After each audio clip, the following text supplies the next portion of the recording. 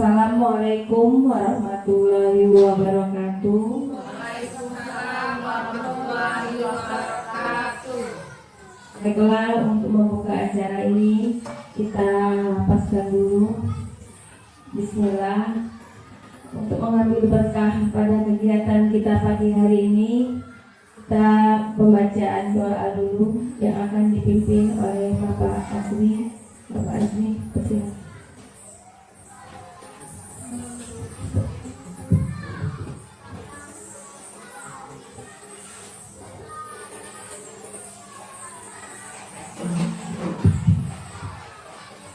Assalamualaikum warahmatullahi wabarakatuh. Baiklah, untuk mengawali dan memulai acara kita pada pagi hari ini, semoga diberi kelancaran. Marilah kita berdoa bersama-sama. Diawali dengan Allah kita Al-Fatihah.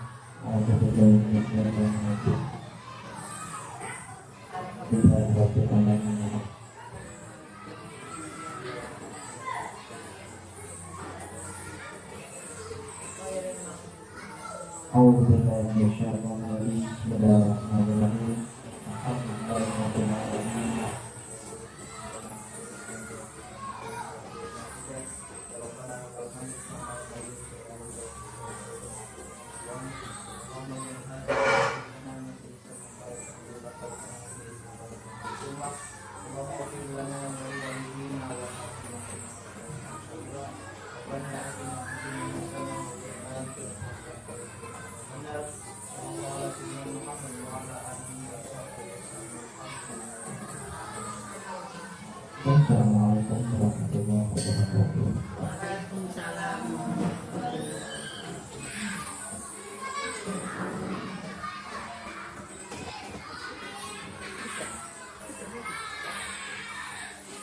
Terima kasih Pak Azmi.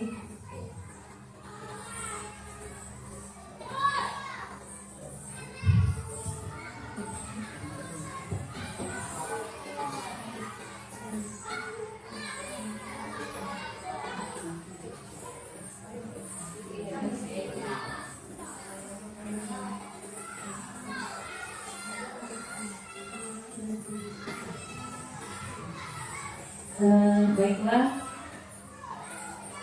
saya ucapkan pertama-tama saya mengucapkan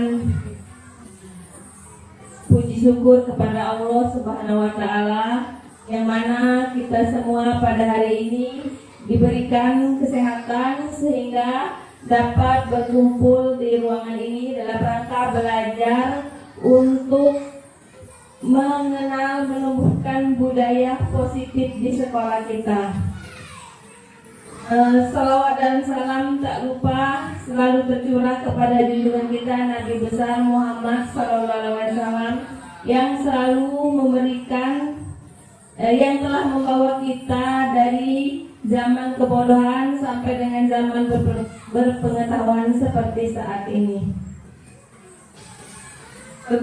Izinkan saya mengucapkan terima kasih kepada Ibu Kepala Sekolah, Ibu Harmelia SPD MSI, yang selalu memberikan semangat, dukungan dan motivasi kepada kami calon guru penggerak angkatan 11, sehingga kami dapat mengikuti kegiatan ini sampai dengan tahap ini.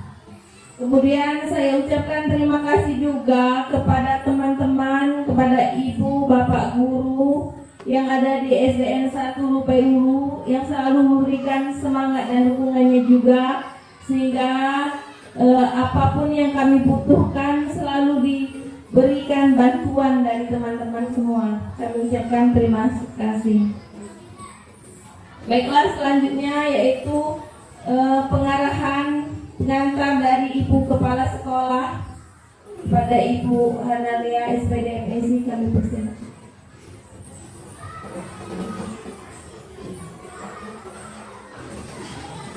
Assalamualaikum warahmatullahi wabarakatuh. Bapak Ibu calon guru penggerak angkatan 11 yang saya sayangi, Bapak Ibu ini sebagai peserta dalam kegiatan aksi nyata tentang diseminasi budaya positif. Bapak Ibu perlu diketahui kegiatan hari ini tujuan mengumpulkan Bapak Ibu di sini merupakan salah satu tugas Bapak Ibu guru penggerak angkatan 11 ini. Jadi ini memang kegiatan yang harus mereka kerjakan atau mereka praktekkan langsung, ya, untuk belajar mengapa? Belajar berbagi praktik baik. Apa sih budaya positif itu? Langkah apa yang harus kita kerjakan untuk menerapkan budaya positif itu? Dan apa-apa saja budaya positif itu nanti akan disampaikan oleh Ibu Siti Hardianti SPD dan Pak Asri SPD MPD. Pak Ibu ya, tolong Bapak Ibu ikuti, dan besar harapan saya sebagai kepala sekolah hasilnya ini akan sangat baik untuk Ibu Yanti sama Pak Asri, dan Bapak Ibu semuanya juga nanti bisa mempraktekkan di kelasnya masing-masing, sehingga saat kegiatan observasi kelas atau kegiatan supervisi saya, hal-hal seperti ini sudah memang terlaksana di kelasnya masing-masing. Itu harapannya, bukan hanya sekedar kita berbagi praktik baik seperti ini, sekedar menyampaikan materinya ini loh, disiplin positif itu ini, tapi praktek di lapangannya kita tidak dilaksanakan. Ini saya benar-benar mensupport, mendukung apapun yang Bapak Ibu butuhkan, silakan sampaikan dengan saya. Segala waktu akan saya berikan kepada Bapak Ibu. Tuh baik-baik tenang saja deh. Yang namanya belajar itu pasti ada yang salah, pasti ada yang kurang. Jadi tidak ada yang sempurna, itu hanya milik Allah. Kalau kita sebagai manusia itu biasa. Hari ini kelihatannya sepertinya masih kaku, ya tidak masalah. Tapi kalau tidak dibiasakan memegang mic di depan ini, kapan kita bisanya?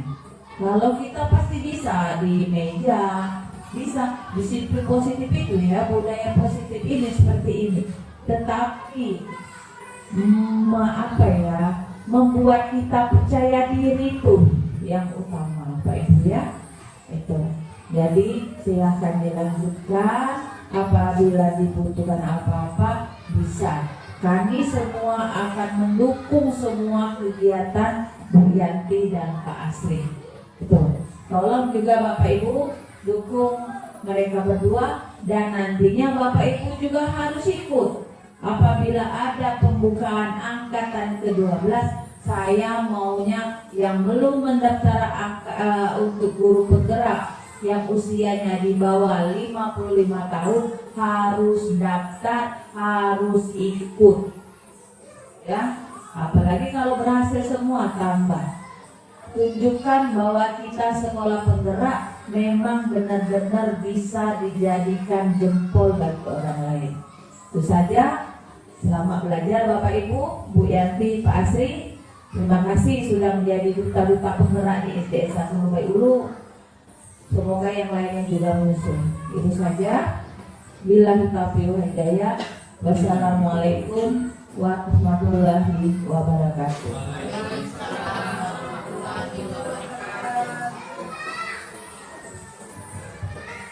Baiklah, terima kasih kepada Ibu Marlina SPD MPD.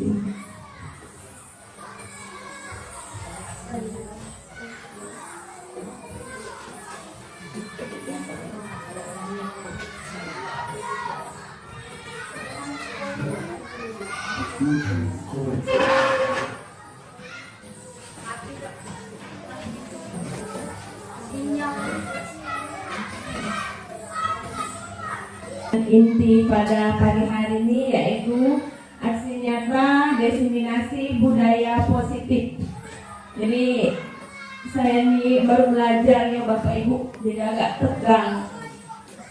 Belum memulai, saya ada pantun sedikit, mohon bantuan cakepnya ya. Masih ngepek buat pantunnya pagi tadi. Datang pemburu menekap itik. Itik ditangkap pakai sumpit. Untuk Bu Guru SDM 1 yang cantik, izinkan saya berbagi sedikit. Nambah ini pantunnya. Mendapatkan harus dipilah. Jumlahnya banyak membuat lelah. Tanamkan budaya disiplin di sekolah. Semoga kita semua mendapat berkah. Budaya positif ini standar pendidikan nasional dalam rangka menciptakan lingkungan yang positif, maka setiap warga sekolah dan pemangku kepentingan perlu saling mendukung, menghayati, dan menerapkan nilai-nilai kebajikan yang telah disepakati bersama untuk dapat menerapkan tujuan mulia tersebut. Maka seorang pemimpin pembelajaran perlu berjiwa kepemimpinan, suatu budaya sekolah yang positif sesuai dengan standar kompetensi pengelolaan yang telah ditetapkan.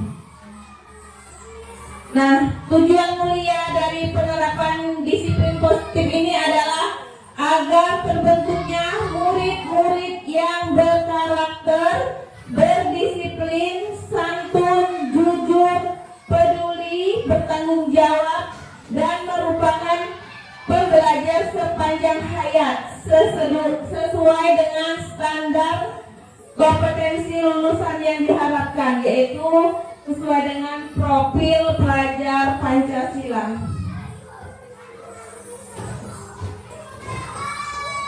Nah, budaya positif di sekolah. Budaya positif di sekolah adalah nilai-nilai keyakinan dan kebiasaan-kebiasaan di sekolah yang berpihak kepada murid, agar murid dapat berkembang menjadi pribadi yang kritis, penuh hormat, dan bertanggung jawab.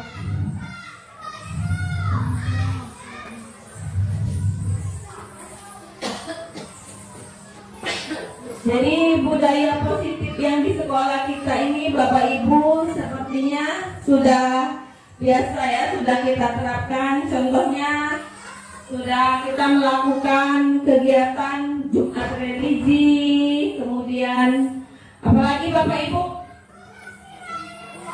berdoa sebelum belajar, terus selawat, gotong royong ya. Nah, budaya-budaya positif yang di sekolah ini diharapkan menjadi suatu kebiasaan atau keyakinan yang muncul dari siswa ya. Jadi bukan hanya kebiasaan saja, hanya kita ikuti, setiap Jumat kita berdoa ya. Tetapi budaya ini memang harus menumbuhkan sifat-sifat atau nilai-nilai kebajikan yang kita ambil dari kegiatan-kegiatan yang kita laksanakan ini. Seorang guru yang baik harus memiliki budaya positif di sekolah. Budaya positif di sekolah ini dapat terwujud dan dijalankan dengan menerapkan konsep-konsep. Yang pertama, disiplin positif, kemudian motivasi perilaku manusia, ketiga keyakinan kelas, kemudian kebutuhan dasar manusia, posisi kontrol, dan terakhir segitiga restitusi. Nah, budaya positif, jadi saya baca dulu ya Bapak Ibu pengantarnya. Menurut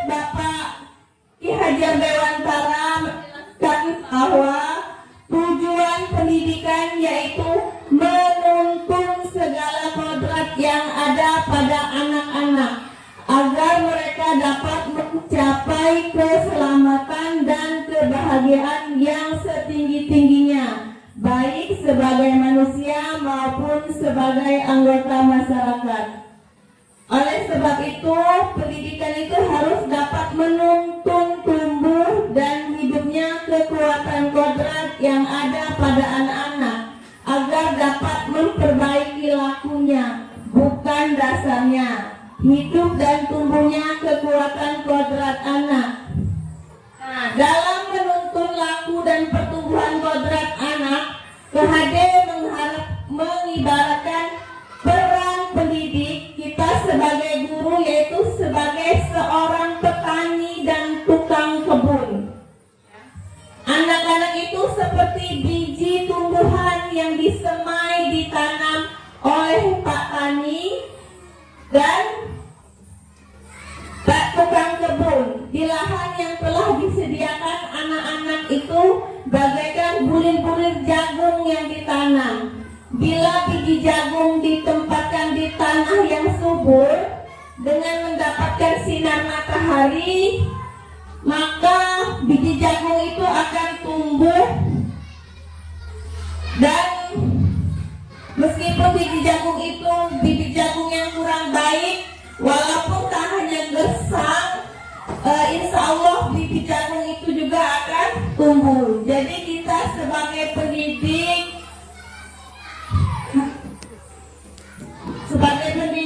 hendaknya selalu menuntun tumbangnya anak kita.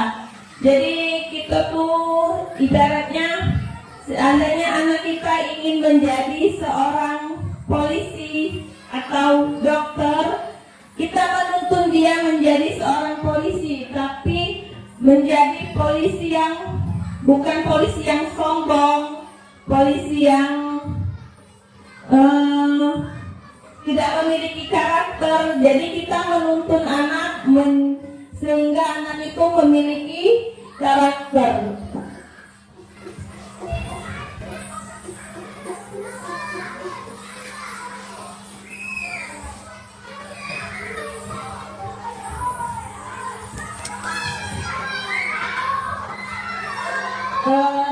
Disiplin positif. Tujuan dari disiplin positif adalah menanamkan motivasi pada murid-murid kita, yaitu untuk menjadi orang yang mereka inginkan dan menghargai diri sendiri dengan nilai-nilai yang mereka percaya. Ketika murid-murid kita memiliki motivasi tersebut, mereka telah memiliki motivasi intrinsik, artinya motivasi dari dalam diri, ya, dari mereka sendiri.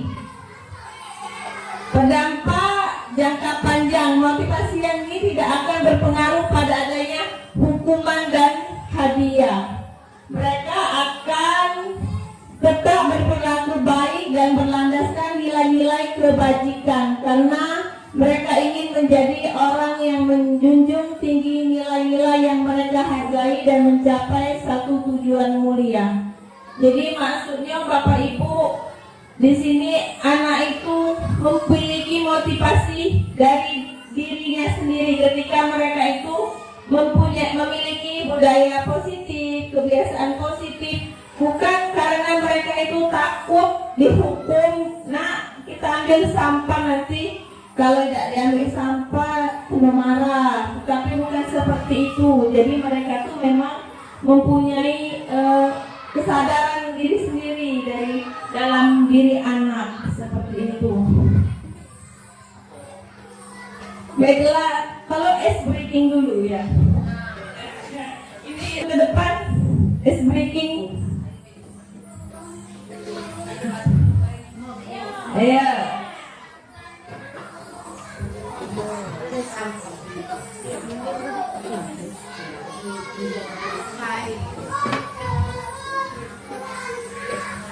Masih semangat, Bapak Ibu semangat.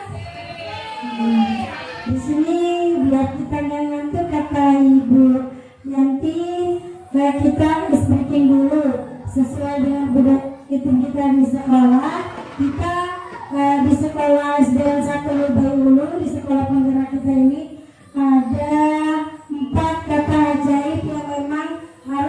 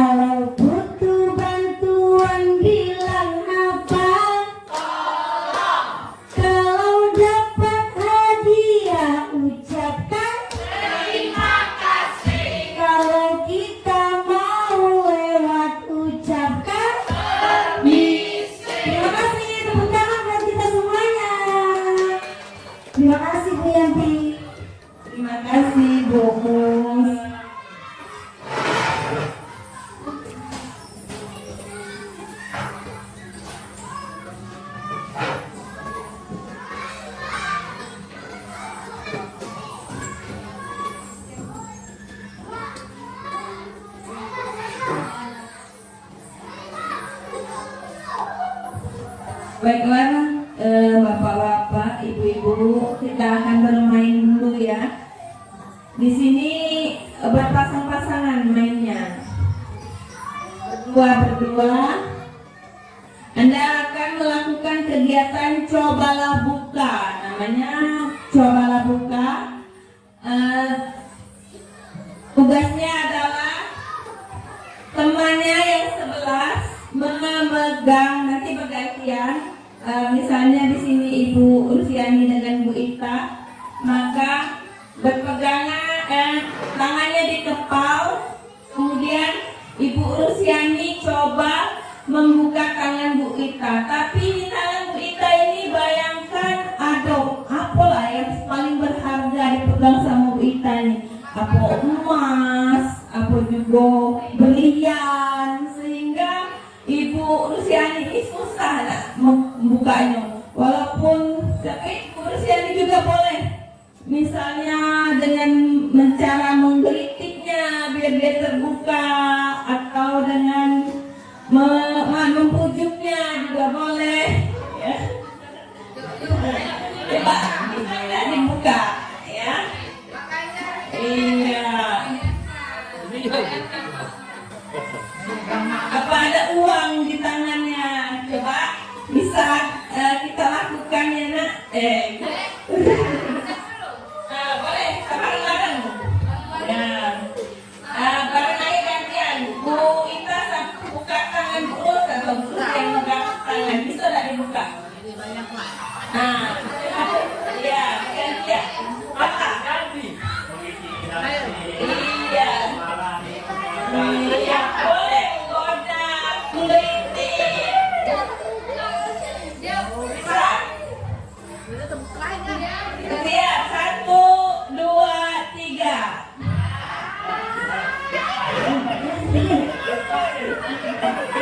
Buka.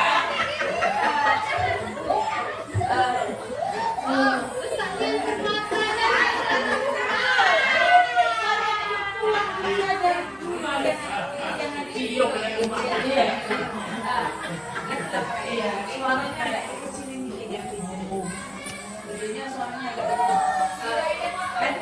Ya itu jangan maksudnya yang itu, yang bagian kepala. Jadi bagaimana caranya membuka tangan kepala teman kita?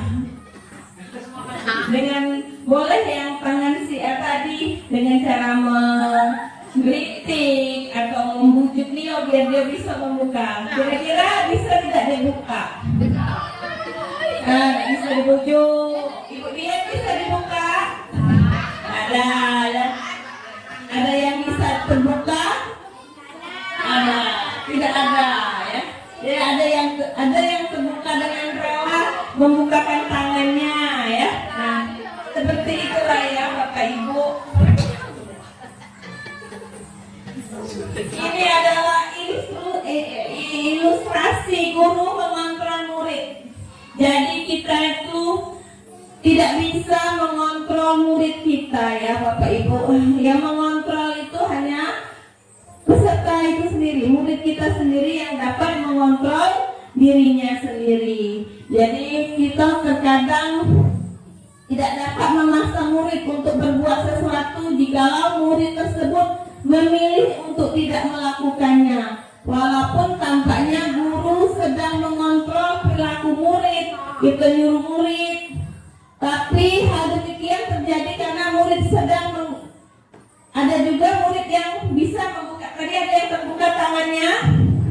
Nah, kalau yang terbuka berarti dia mengizinkan kita mengontrol dirinya. Jadi memang karakter murid kita juga seperti itu, berbeda-beda ya. Ada yang bisa kita kontrol, tetapi sesungguhnya kita itu tidak bisa mengontrol murid kita ya.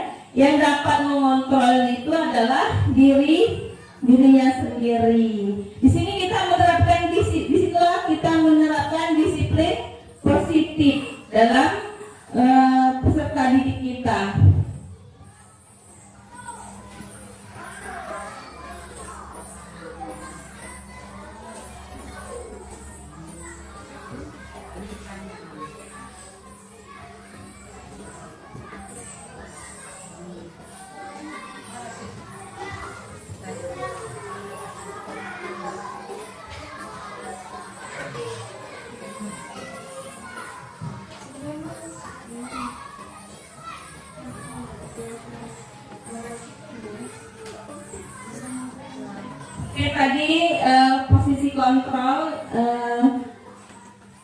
perilaku. Kemudian yang ketiga itu adalah keyakinan kelas. Mengapa keyakinan kelas? Mengapa tidak peraturan kelas saja? Nah, kita sudah sampai ke materi ini, keyakinan kelas. Kira-kira Bapak Ibu sudah belum buka keyakinan kelas di kelasnya? Sudah, Bu? Sudah. Sudah dibuat keyakinan kelas? Nah, jadi di sini kita hari ini akan belajar bersama membuat keyakinan kelas. Mengapa keyakinan kelas? Mengapa tidak peraturan kelas saja? Ada yang tahu?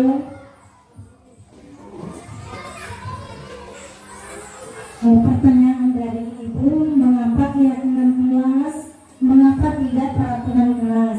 Kalau keyakinan kelas itu disepakati dan dibuat oleh kita guru sama anak-anak, tapi kalau peraturan kelas kita yang membuat peraturannya, kemudian murid mengikuti. Bagus, pertanyaan buat Ibu. Mengapa adanya keyakinan kelas penting untuk terbentuknya sebuah budaya positif? Jadi keyakinan kelas ini membantu untuk membentuk budaya positif ya. Jadi kita terapkan dulu di dalam kelas kita agar kita mempunyai budaya positif di dalam kelas, sehingga kalau kelas-kelasnya itu antara guru dengan murid sudah memang menerapkan keyakinan kelas itu, bukan hanya dibuat saja tapi memang diterapkan, ini dapat menumbuhkan budaya positif di sekolah kita ya. Sekolah kita jadi budaya positifnya memang benar-benar jalan, yaitu benar-benar terwujud. Bapak Ibu, bagaimana mewujudkan sebuah keyakinan kelas yang efektif?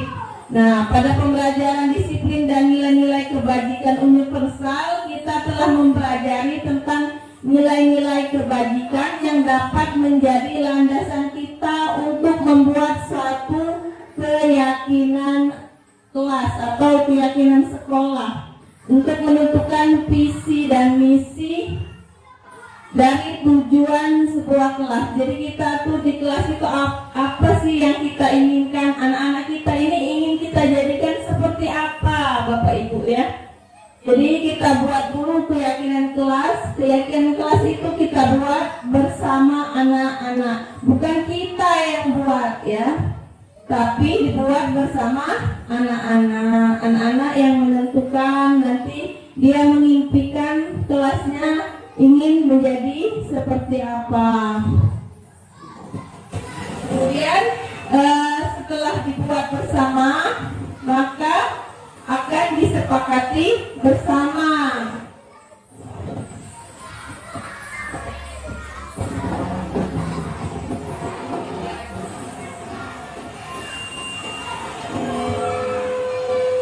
Keyakinan kelas ini dapat menumbuhkan budaya positif. Pembentukan keyakinan kelas ini bersifat lebih abstrak dari peraturan.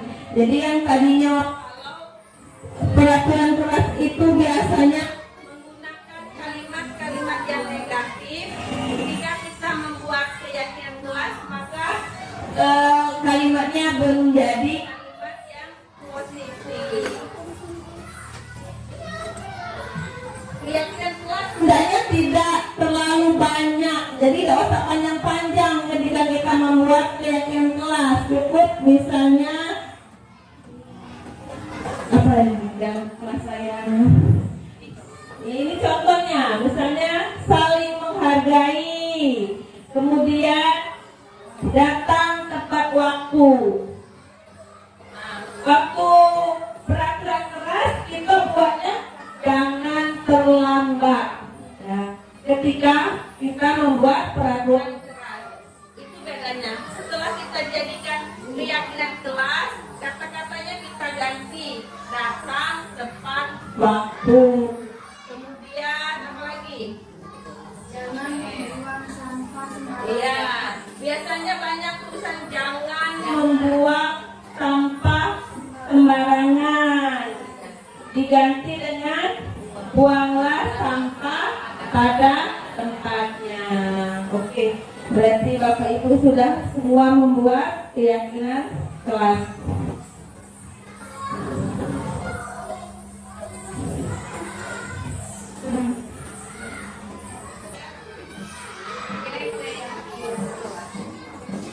Bapak Ibu, keyakinan kelas. Nah, ada yang sudah buat kesepakatan kelas? Nah, coba Bapak Ibu tuliskan kesepakatan kelasnya yang ada di kelasnya masing-masing. Ini saya berikan lembar, saya bagikan lembar sticky note, kemudian dituliskan.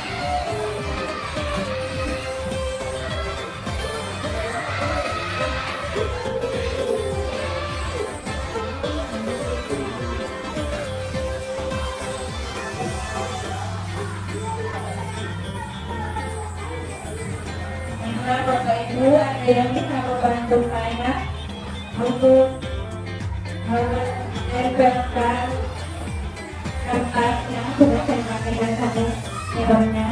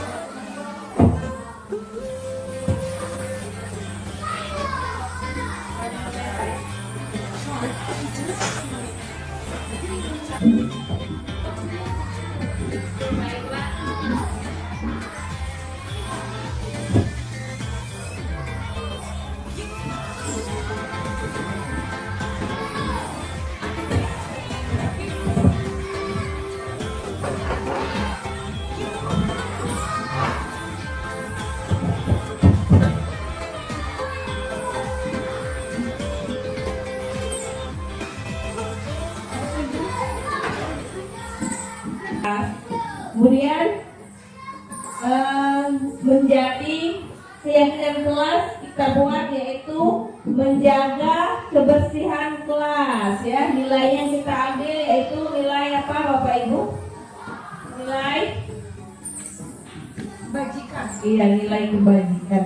Kemudian peraturan untuk yang laki-laki rambut tidak boleh gondrong atau panjang.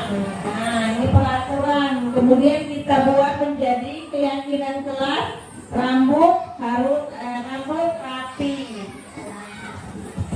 Berdoa untuk pelajar. Keyakinan kelas. Peraturan kelasnya dilarang makan di dalam kelas. Ini kalimat peraturan kelas. Kemudian kita jadikan keyakinan kelas makan di saat yang istirahat. Kemudian siswa harus datang tepat waktu. Nah, ini masih kalimat peraturan kelas. Semua siswa diharapkan untuk menghormati temannya. Ya. Kemudian kita jadikan kalimat peraturan kelas menjadi keyakinan kelas datang tepat waktu. Membuang sampah, dilarang membuang sampah. Kita jadikan kalimat keyakinan kelas menjadi keyakinan kelas kita yaitu siswa membuang sampah pada tempatnya. Tidak ada kata dilarang lagi.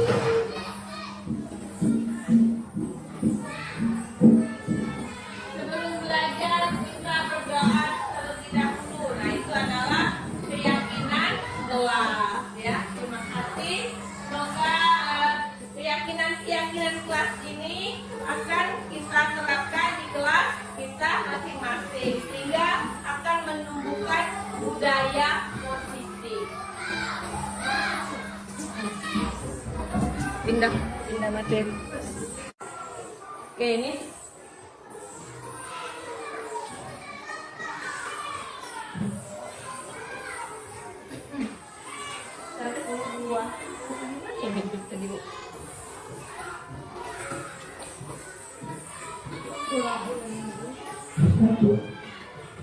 Oke, ini sampai ke materi kebutuhan dasar manusia. Jadi, seluruh tindakan manusia memiliki tujuan tertentu.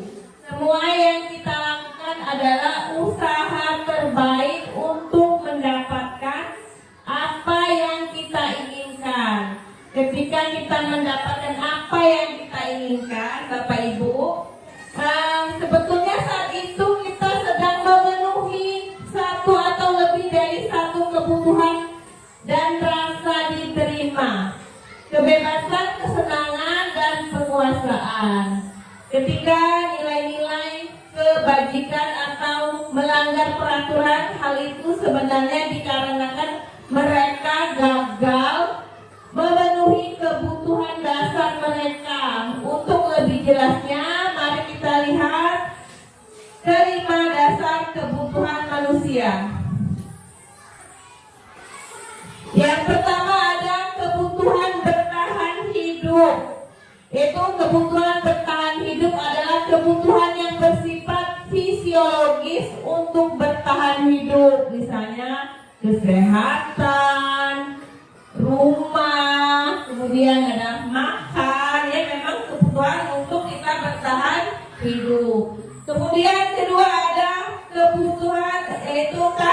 sayang dan rasa diterima. Kebutuhan ini untuk disayangi dan diterima, meliputi kebutuhan akan hubungan koneksi sosial, kebutuhan untuk memberi dan menerima kasih sayang, dan untuk menjadi bagian dari kelompoknya masing-masing. Ketiga, ada penguasaan kebutuhan, penguasaan atau kemampuan. Nah, kebutuhan ini berhubungan dengan kekuatan untuk mencapai sesuatu yang menjadi kompeten, menjadi terampil dan diakui. Ini ada kebutuhan berprestasi. Kebutuhan ini meliputi keinginan untuk dianggap berharga, bisa diakui, bisa dihormati, kemudian keinginan untuk meninggalkan pengaruh kebebasan. Kebutuhan kebebasan adalah kebutuhan kemandirian, otonomi, memiliki pilihan dan mampu mengendalikan arah hidup. Jadi seorang anak-anak dengan kebutuhan dan kebebasan yang tinggi menginginkan pilihan mereka, perlu banyak bergerak, suka mencoba-coba. Jadi seperti anak-anak kita itu ya Bu, seringnya mencoba-coba hal yang baru. Jadi dicoba-cobanya galau. Kemudian tidak terpengaruh orang lain dengan senang mencoba hal baru dan menarik.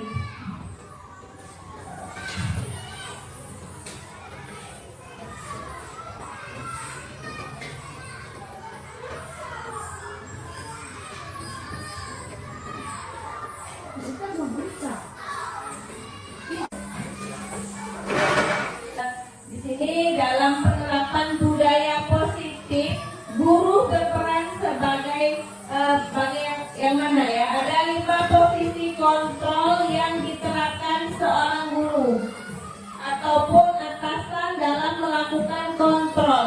Kelima posisi kontrol tersebut adalah penghukum, pembuat rasa bersalah, teman, pemantau, atau manajer. Nah, Bapak Ibu, kita semua ada di posisi yang mana ya? Di sini ada kita di posisi penghukum. Misalnya, patuhi aturan saya, awas kalau salah. Kalau kita berkata seperti itu, berarti kita ada di posisi penghukum. Kemudian kedua, pembuat rasa bersalah. Ibu sangat kecewa sekali dengan Muna. Nah, jadi mereka tuh merasa bersalah. Kemudian ada juga di posisi teman. Ayolah kerjakan tugas ini demi ibu. Keempat, pemantau. Kalau posisi teman tadi, teman ya. Pemantau apa yang telah kamu lakukan. Nah, yang terakhir adalah posisi manajer. Apa yang kamu yakini kembali keyakinan kelas. Jadi apa sih nak, setelah kita membuat keyakinan kelas tadi, ketika anak itu melakukan kesalahan, kembali lagi keyakinan kelas, kita ingat kan apakah sudah sesuai dengan keyakinan kelas kita. Seperti itu.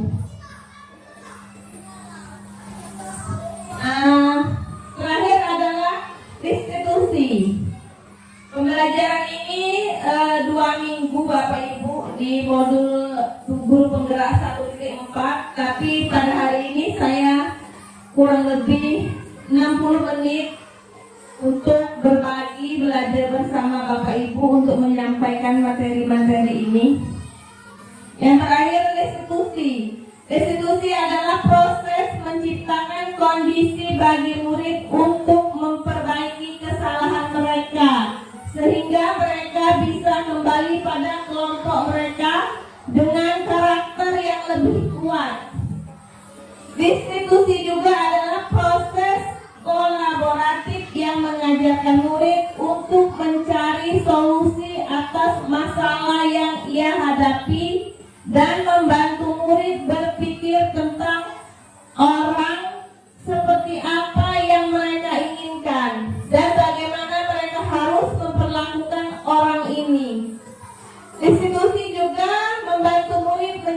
lebih memiliki tujuan disiplin positif dan memuliakan dirinya setelah berbuat salah. Penekanannya bukanlah pada bagaimana perilaku untuk menyenangkan orang lain atau menghindari ketidaknyamanan, namun tujuannya adalah menjadi orang yang menghargai nilai-nilai kebajikan yang mereka percayai. Ada tahapan segitiga diskusi. Yang pertama, menstabilkan identitas. Kedua, validasi tindakan yang salah. Kemudian ketiga, menanyakan keyakinan kelas. Jadi balik lagi ke keyakinan kelas. Setelah keyakinan kelas yang sudah kita buat tadi, ketika kita melakukan restitusi, kita tanyakan apakah sudah sesuai dengan keyakinan kelas yang sudah kita buat tadi, nilai-nilai yang sudah kita sepakati bersama. Baik Bapak Ibu, ini ada sedikit videonya ya.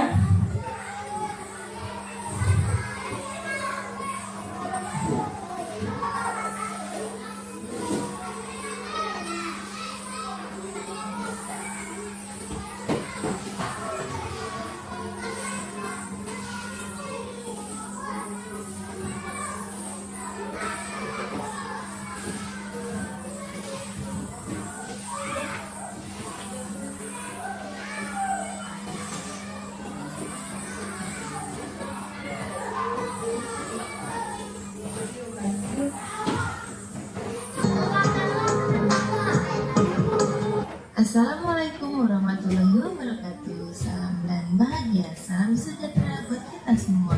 Perkenalkan, saya Siti Hardianti Dolasana, calon guru penggerak angkatan 11 dari SDN 1 Lumbai Ulu, Kabupaten Muara Enim. Pada video kali ini, saya akan memaparkan tugas saya, demonstrasi kontekstual penerapan segitiga distribusi modul 1.4 budaya positif. Saya akan memperkenalkan fasilitator saya, Ibu Latifah Radia SPD, pengajar praktik Ibu Priti Nurlanita, dan saya calon guru penggerak angkatan 11 dari SDN 1 Lumbai Ulu. Demonstrasi kontekstual penerapan segitiga diskusi modul 1.4 budaya positif. Segitiga restitusi. Restitusi adalah proses menciptakan kondisi bagi murid untuk memperbaiki kesalahan mereka, sehingga mereka bisa kembali dalam kelompok mereka dengan karakter yang lebih kuat. Restitusi bukan untuk menebus kesalahan. Restitusi adalah sebuah tawaran dan bukan paksaan. Restitusi fokus pada solusi dan dapat mengembalikan murid yang melanggar keyakinan kelas pada kelompoknya dengan memahami diri yang lebih baik. Ada 3 tahapan segitiga restitusi. Yang pertama, menstabilkan identitas. Kedua, validasi tindakan yang salah. Ketiga, menanyakan keyakinan. Pada tahap menstabilkan identitas, berdasarkan prinsip, membuat kesalahan adalah bagian dari proses pembelajaran. Menggeser identitas gagal ke identitas sukses.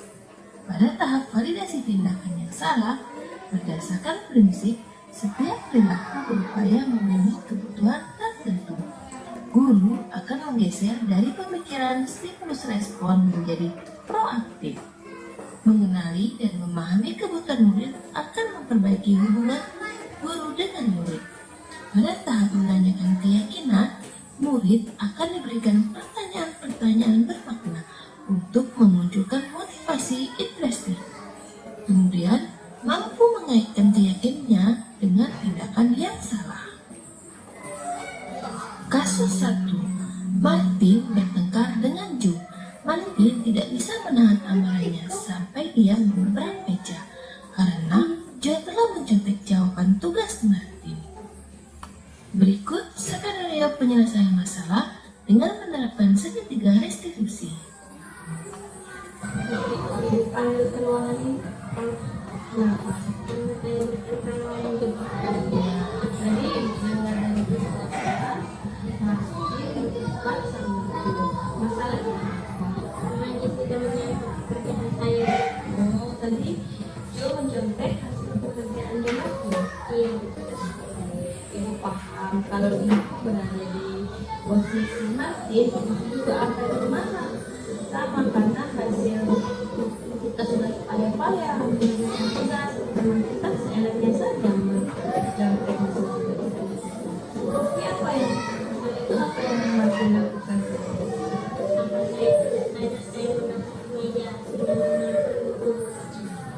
Ya, ibu menghargai penjelasan Martin. Martin tidak melakukan hal yang lebih bagus dari itu, tidak menuju tidak menuju jadi dia kan tidak kalau perbuatan Martin tadi tidak mengandung keyakinan konstitusi dan keyakinan konstitusi tidak menghargai kawan jadi bagaimana cara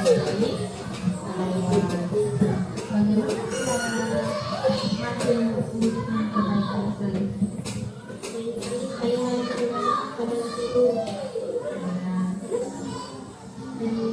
saya harus lebih sabar lagi ya maksudnya ya bagus kalau itu berarti Martin bersedia memperbaiki kesalahannya bersedia ya. Terima kasih Martin, semoga bagi-bagi ya. Kasus kedua, Giyu bertengkar dengan Al-Fatih. Giyu marah tidak dapat menahan emosinya terhadap Al-Fatih karena Al-Fatih selalu menyuruh Giyu untuk menuliskan tugas-tugasnya.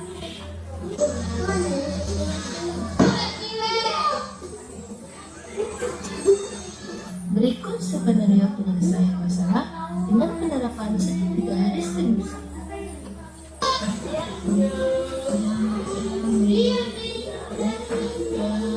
Tidak ya? Pintar sekali. Luar biasa jawabannya. Jadi kalau memang Wulan sudah tahu ini perlakuan yang tidak baik, kira-kira akan diulangi lagi atau tidak? Luar biasa, tidak ya? Jadi memang kalau Wulan sudah tahu jawabannya itu tidak baik dan tidak akan diulangi lagi. Nah, Wulan tahu kan? Kira-kira itu Wulan melanggar tidak dengan keyakinan kelas yang sudah kita buat? Nah, Wulan tahu sendiri bahwa keyakinan kelas kita apa? Iya, datanglah tepat pada iya, baik. Kira-kira untuk kedepannya perbuatan Wulan ini akan diulangi lagi atau tidak? Siapa nih kira-kira Wulan?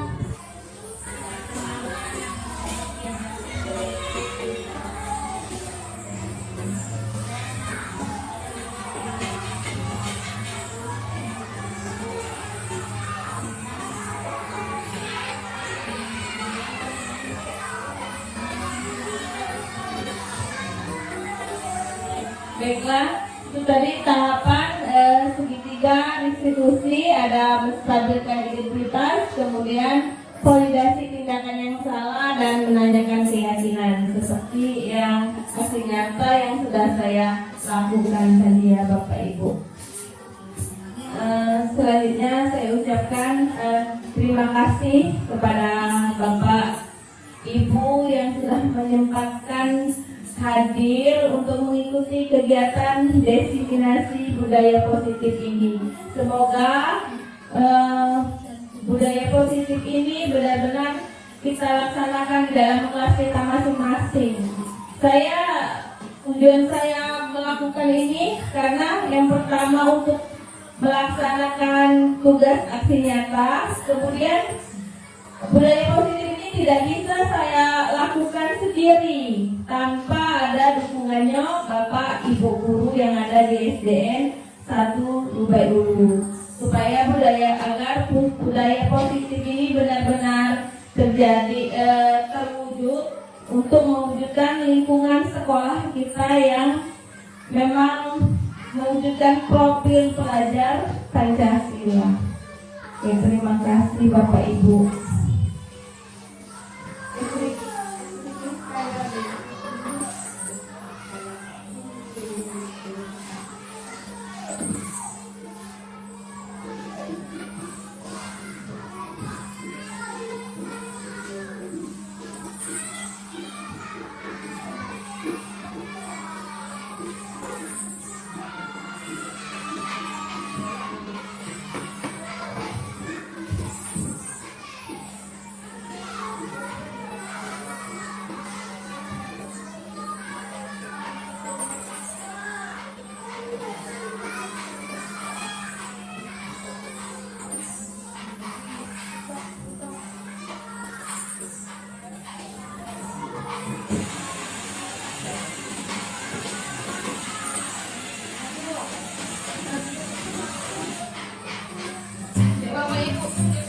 speaking dulu. Diri, mohon bantuannya.